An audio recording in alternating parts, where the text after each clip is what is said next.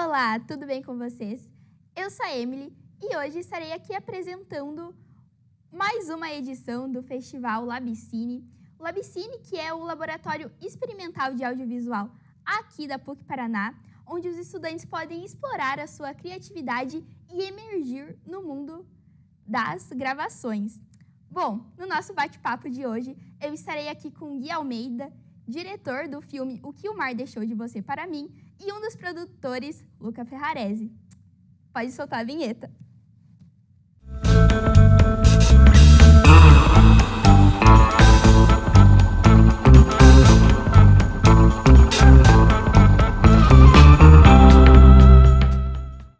Primeiro, eu quero agradecer bastante a disponibilidade do Gui e do Luca. Muito obrigado, meninos, por estarem aqui hoje. Que isso, a gente que agradece.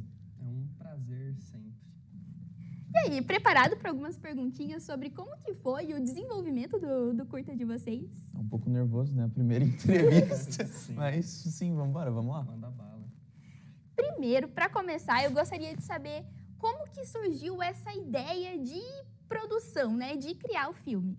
Nossa, tá. É uma história. Todo o processo de criação do filme, do roteiro, surgiu enquanto eu assistia Hoje Eu Quero Voltar Sozinho, que é o meu filme favorito da vida, assim. E eu tava tendo uma puta de uma crise de ansiedade e de identidade. E eu queria muito me assumir pra minha mãe, assim. E aí eu virei e falei, não vou mandar uma mensagem, não vou ligar, eu vou escrever um filme. E aí eu escrevi O que o Mar Deixou de Você pra Mim durante 2 dias, assim, inteiros, enquanto eu tava em crise. E foi um processo muito gostoso e muito revigorante, na verdade.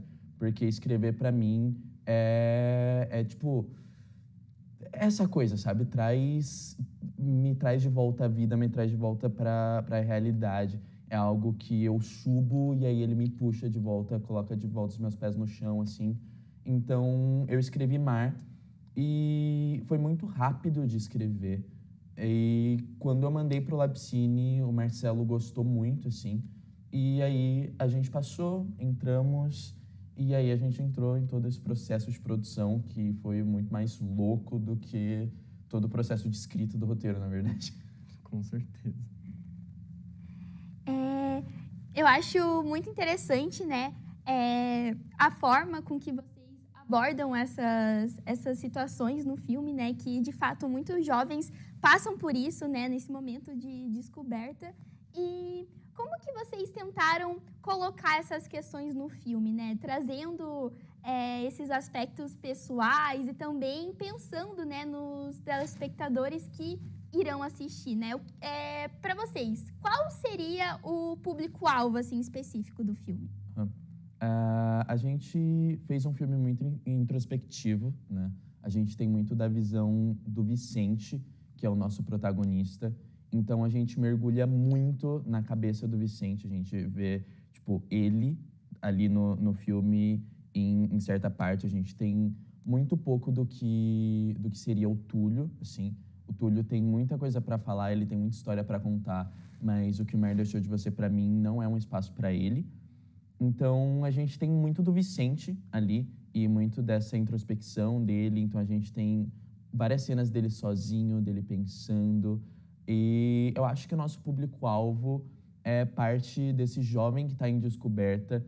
E não só desse jovem que está em descoberta, mas dos jovens que já se descobriram também e que querem assistir mais sobre esse processo, sabe? Eu acho que o público LGBT é grande parte do nosso público-alvo.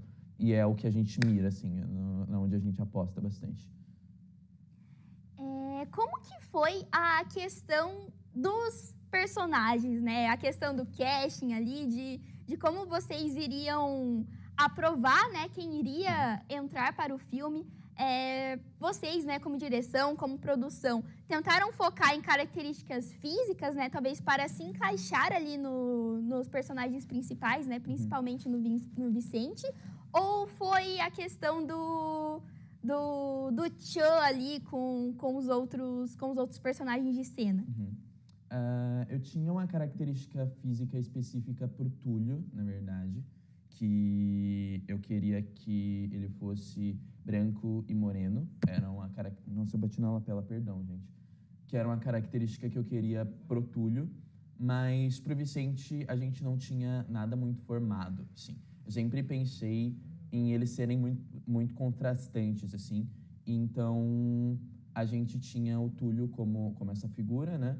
E o Vicente, a gente sempre pensou em ele ser ou loiro ou em ele ser negro. E acabou que o Vicente é loiro, do cabelo longo, assim. E eles bateram muito, assim, porque tudo que a gente procurava no nosso casting, principalmente nos meninos, era química. Porque eles precisavam ter uma química absurda, porque eles são melhores amigos desde que eles eram crianças, assim. Eles cresceram como melhores amigos, eles cresceram principalmente do lado do Túlio, com um sentimento de irmandade, assim, sabe? Se vendo como irmãos, como melhores amigos. Então a gente precisava que eles transmitissem essa química, sabe? A gente precisava que eles transmitissem que eles se conheciam há muito tempo, que eles se conheciam muito bem e que eles eram muito íntimos. Então, durante o nosso processo de casting, os dois, eles já se conheciam, os nossos protagonistas, eles já eram amigos, eles já tinham feito uma peça antes juntos. Então, quando eles chegaram, quando eles fizeram a cena que a gente tinha preparado para o teste, eu e a galera que tava ali, né, no processo de casting, a gente olhou e falou, cara, é eles. Não tem como ser outra pessoa. E o Túlio, a gente sabia que era ele desde o primeiro teste que ele tinha mandado online, assim, pra gente. A gente olhou e falou, é ele. Ele é o Túlio, se não for ele, a gente não quer mais ninguém. Se não for ele, o curta nem rola, assim. A escolha foi, tipo, quando a gente viu o Túlio, a gente ficou, ok, agora o Vicente a gente vai ver baseado na química dele com o Túlio. Que o Pedro, né, que faz o Túlio, ele é muito bom. Então, tipo assim, quando ele tava nos ensaios com os atores que iam testar o Vicente, era sempre, tipo, fazia muito sentido, ele é muito bom e ele encaixou como Túlio, tipo assim, de primeira. Então, foi a partir dele que a gente foi escolhendo os outros. E daí, quando o JP, que faz o Vicente também, eles fizeram o teste juntos de química ali, foi tipo, é isso. Foi assim que a gente bateu e falou, Túlio e Vicente, tá aí. Sim. As crianças foi um processo mais simples, na verdade, porque eles eram pessoas que a Maju, que é a nossa diretora de casting, tudo, nossa preparadora de elenco, ela já conhecia os meninos, então ela chamou eles e eles super toparam, assim. E quando eles entraram na sala pela primeira vez, a gente olhou e falou, ok, Vicente e Túlio, sabe? Porque a gente não tinha visto eles, a gente não conhecia eles antes do primeiro ensaio. Mas quando a gente viu eles no ensaio, bateu muito forte, assim, os dois também. Eles são muito amigos e eles são realmente versões em miniaturas, tanto do elenco, assim, sabe? Do Pedro e do JP, eles são versões em miniatura dos dois, assim, é bizarro. E assim, é muito difícil, né, ali a parte de você produzir um casting, porque demanda tempo, tem toda a cautela, né, com a escolha dos personagens. E no caso de vocês, quanto tempo durou mais ou menos, né, esses testes até a escolha final dos personagens? Os testes duraram, eu acho que umas 3 semanas, se eu não me engano. E o processo de ensaio durou 1 mês. A gente ensaiou de 2 a 3 dias por semana durante 4 semanas. As 3 primeiras semanas foram só com o casting principal, só com o Vicente e com o Túlio. E as 2 últimas semanas foi com o casting inteiro, com os pais e aí com as crianças. E aí o nosso último ensaio, que foi com o casting inteiro, a gente ensaiou em uma das nossas locações. Já para eles se acostumarem ali, já para eles estarem dentro, a gente ensaiou lá. Um ponto também principal é a questão do tempo para se produzir um curta, né? Acho que vocês podem falar um pouquinho, né, de como que é que muitos produtores ali, diretores, talvez passam um certo apuro por conta do tempo e do orçamento. Então, como que vocês fizeram, né, para conseguir se manter ali dentro do prazo que vocês estipularam para a entrega do curta? E sobre o orçamento, né? Vocês fizeram vaquinha? Como que ocorreu esse processo? Bom, na questão do orçamento, a gente tinha uma questão inicialmente que foi pensado desde o começo, que era a questão da praia. Porque, enfim, é um curta que os personagens moram numa cidade que tem praia. Então, a gente tinha que ter uma cena na praia. Então, sempre foi uma questão que a gente pensou desde o começo. Como que a gente vai fazer para deslocar 20 e tantas pessoas para uma praia? Apesar de serem, tipo, foram 2 dias de gravação, um final de semana, apesar de parecer simples, muita gente pensa, é muito simples, é só ir e ponto. Não é assim, tem muita questão de dinheiro, ver quem vai, quem consegue levar, como levar. Porque, assim, querendo ou não, a gente é universitário, nem todo mundo dirige, por exemplo. Então, foi difícil arranjar, assim, as pessoas para levar. Só que a gente conseguiu e o orçamento, assim, a gente fez vaquinha, a gente vendeu alguns brownies, donuts. A gente fez bastante coisa, assim. A gente fez uma rifa. Então, o orçamento a gente estipulou mais ou menos, assim, uns R$4.000, que a gente ainda está orçando ele e vendo para resolver as questões. Tá tudo encaminhado já, mas foi assim, a praia foi a nossa principal questão, apesar da gente também ter gastado bastante só aqui mesmo, localmente, sem a questão da viagem, o nosso principal, assim, observação mesmo, que a gente tinha que ter aquele olhar especial, era a questão da praia, porque foi, eu acho que o que mais demandou tempo e dinheiro nosso, né? Sim. Em que praia vocês gravaram, né? Você falou que foi 2 dias de gravação, então ocorreu no mesmo local, né? Sim. A gente foi pra Xangri-Lá, Pontal do Sul. Acho que é isso. Acho que é isso. A gente foi pra Xangri-Lá, que, assim, foi bem tranquilo a viagem, assim, não é muito longe daqui. Eu acho que é, tipo, 1 horinha. 1h30. É 1h30, por aí. Não deu 2 horas de viagem daqui pra lá.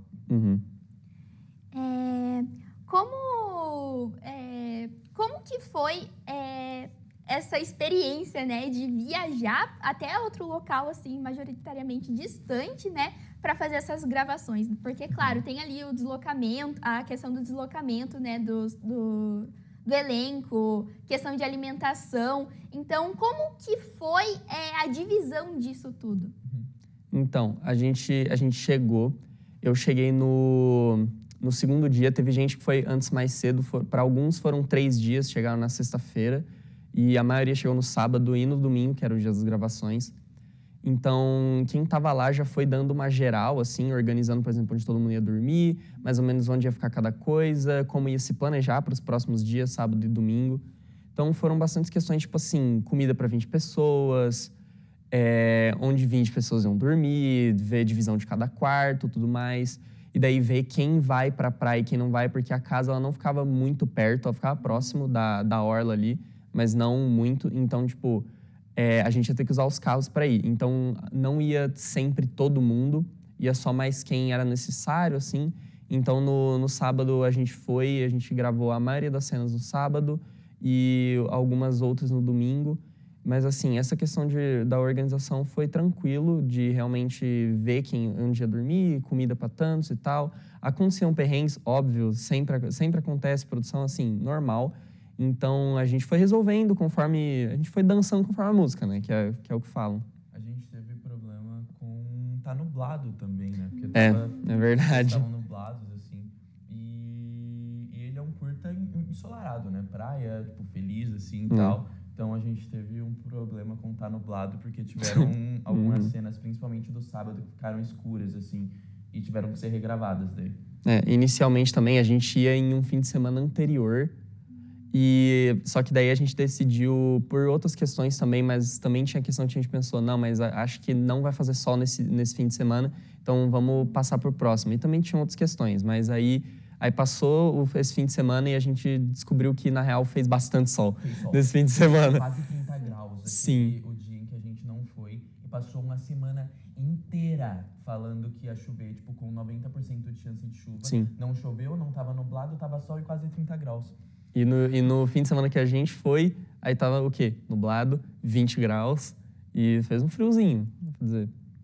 Nossa, por isso que nessa parte tem que ter muita cabeça, né? Porque você planeja tudo ali, como vai rolar as gravações.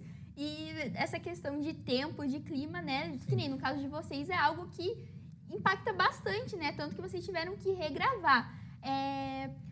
Nessas gravações que ocorreram, né, posteriores a isso, né? Por causa dessa questão.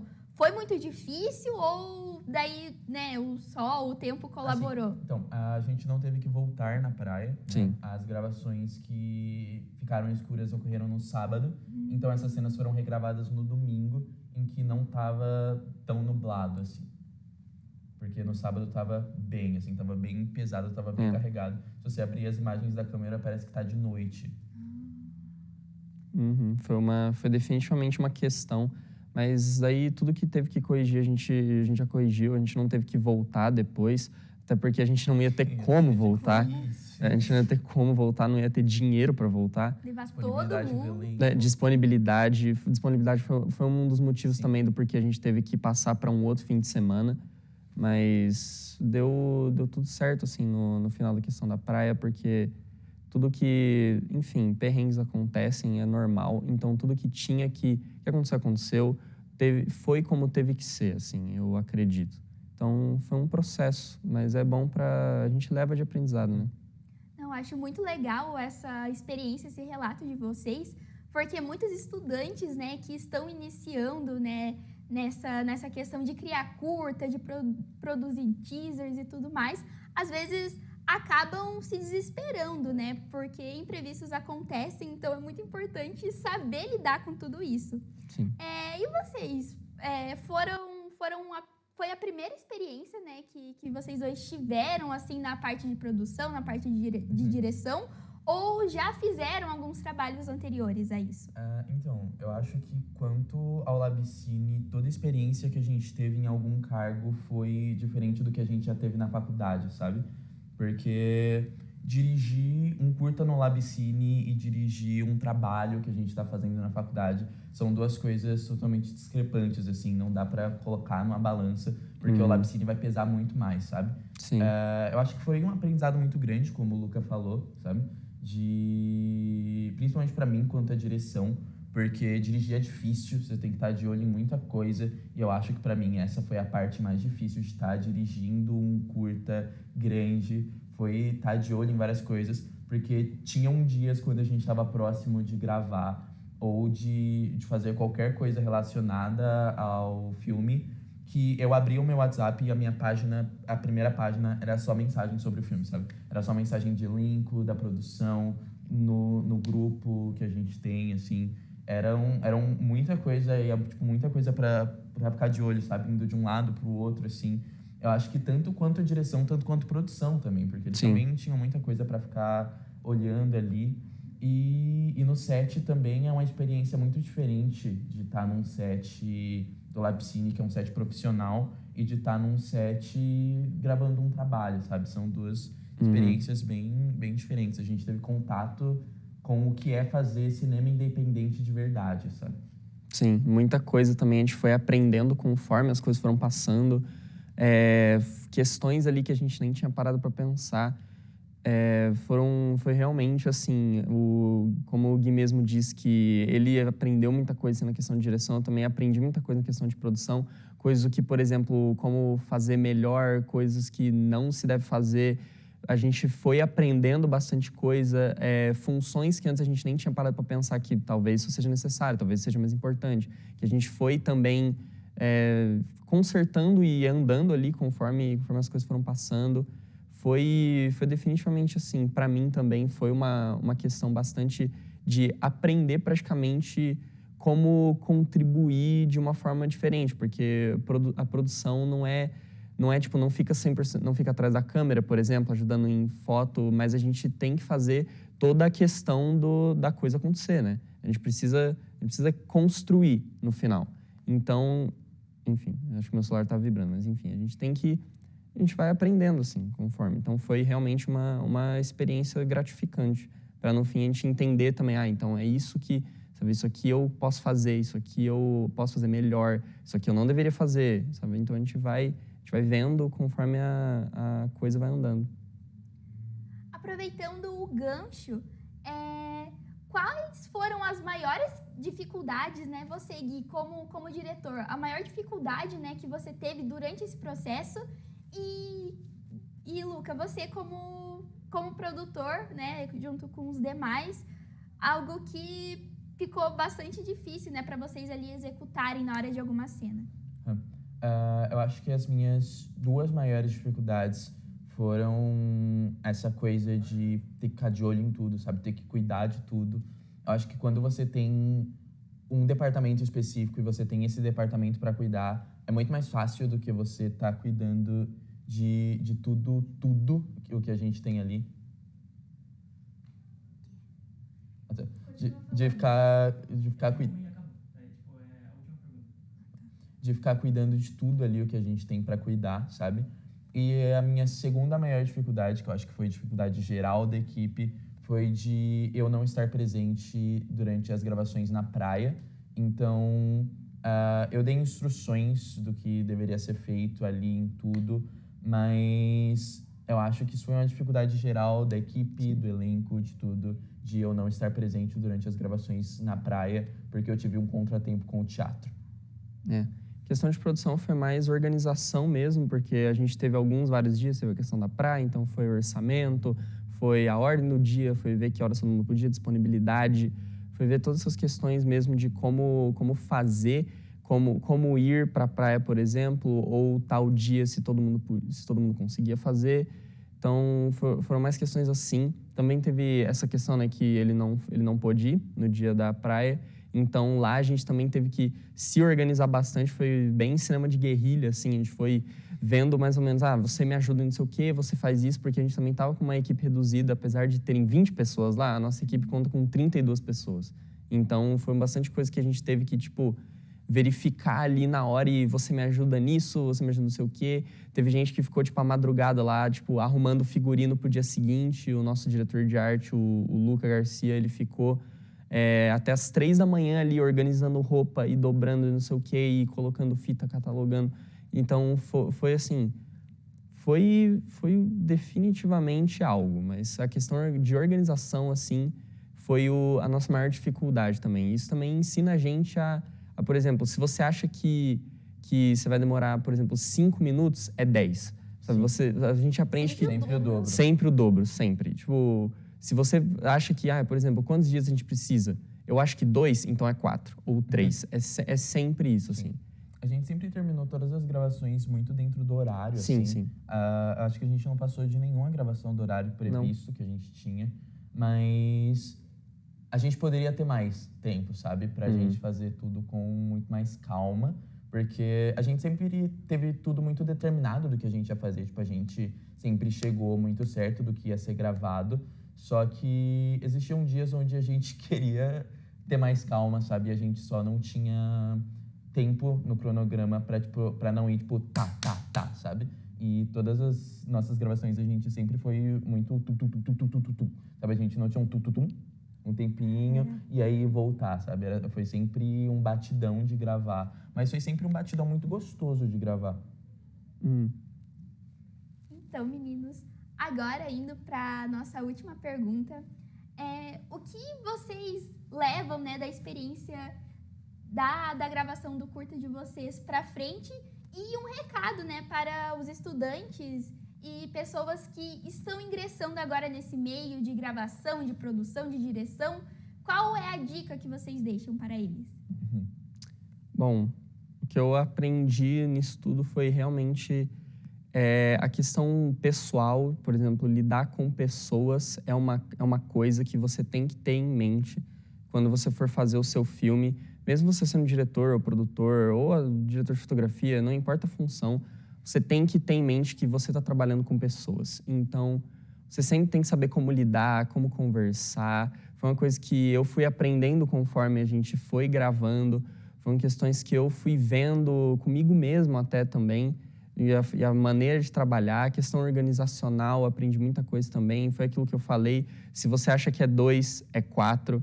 Então, é sempre assim, você tem que sempre esperar mais. Conforme você vai produzindo e vai aprendendo, você vai vendo que que assim, obviamente vão acontecer perrengues, vão ter coisas e coisas, vão ter vezes que você vai pensar, putz, achei que era uma coisa e no fim não deu, a gente vai ter que se virar ali fazer na hora. E é normal, a gente não tem um orçamento milionário para fazer as coisas, a gente é universitário e tudo mais.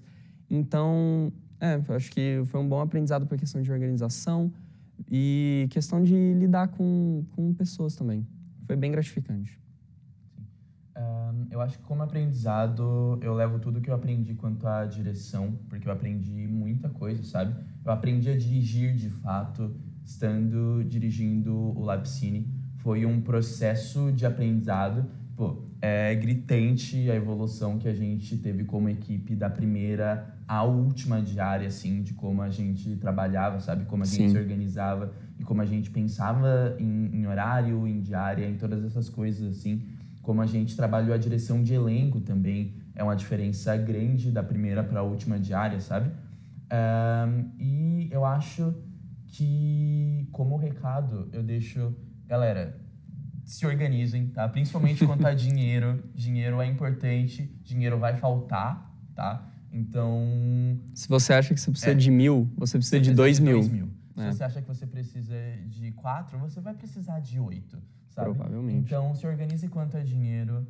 Tente ao máximo conseguir o orçamento que você precisa antes de começar a rodar o seu filme, para não passar perrengue durante o meio dele tentando conseguir dinheiro. E que é difícil, né? Quando você tá na metade do filme, ficar correndo atrás de coisa para ganhar dinheiro, assim, é um trabalho.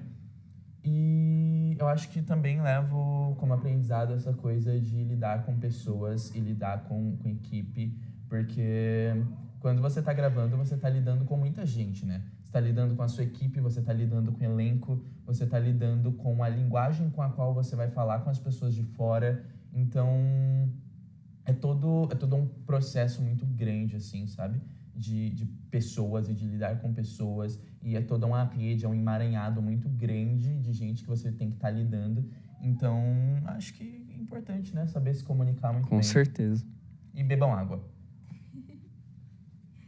Meninos, mais uma vez eu quero agradecer a disponibilidade de vocês. Eu tenho certeza que o pessoal de casa que está nos assistindo vai gostar bastante, porque é muito legal a gente ter essa visão de como ocorre nos bastidores, né? Porque não é você só chegar ali, gravar e pronto. Tem toda a questão de produção, de desenvolvimento, de orçamento.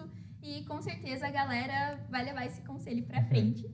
É isso. Muito obrigada. É um prazer. É um prazer, o prazer é todo nosso.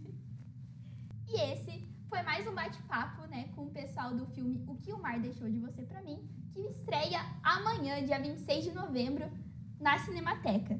Então, vamos lá conferir que vai estar incrível. E é isso. Muito obrigada e até a próxima.